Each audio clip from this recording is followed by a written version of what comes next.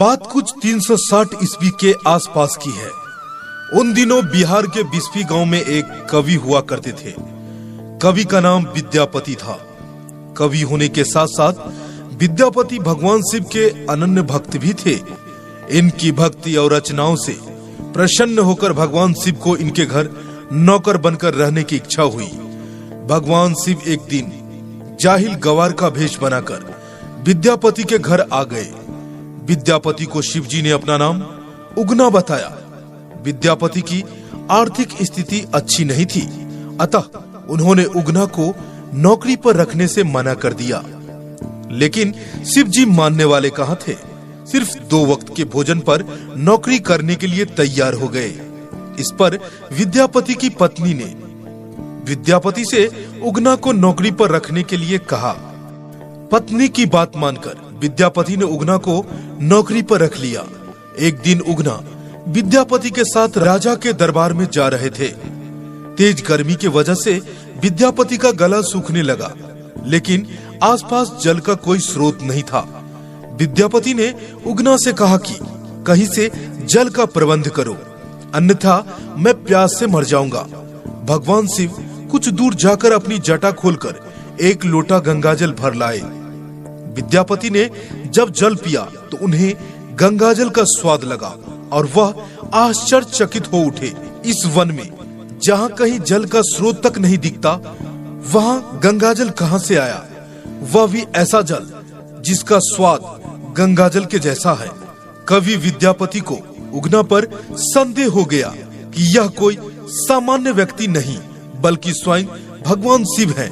अतः उगना से उसका वास्तविक परिचय जानने के लिए जिद करने लगे। जब विद्यापति ने उगना को शिव कहकर उनके चरण पकड़ लिए, तब उगना को अपने वास्तविक स्वरूप में आना पड़ा। उगना के स्थान पर स्वयं भगवान शिव प्रकट हो गए। शिव ने विद्यापति से कहा कि मैं तुम्हारे साथ उगना बनकर रहना चाहता हूँ, परंतु इस बात को कभी किसी से मेरा वास्तविक परिचय मत बताना। विद्यापति को बिना मांगे संसार के ईश्वर का सानिध्य मिल चुका था। इन्होंने शिव की शर्त को मान लिया। एक दिन विद्यापति की पत्नी सुशीला ने उगना को कोई काम दिया। उगना उस काम को ठीक से नहीं समझा और गलती कर बैठा। सुशीला इससे नाराज हो गई और चूल्हे से जलती लकड़ी निकालकर लगी शिवजी की पिटाई करने। विद्यापति ने जब यह दृश्य देखा तो अनायास उनके मुंह से निकल पड़ा कि ये तो साक्षात भगवान शिव हैं। इन्हें जलती लकड़ी से मार रही हो। फिर क्या था, विद्यापति के मुंह से यह शब्द निकलते ही शिव वहां से अंतर्ध्यान हो गए। इसके बाद तो विद्यापति पागलों की भांति उगना उगना कहते हुए वनों में, खेतों में, हर जगह उगना बने शिव को ढूंढने लगे। भक्त की ऐसी दशा देखकर शिव को दया आ गई।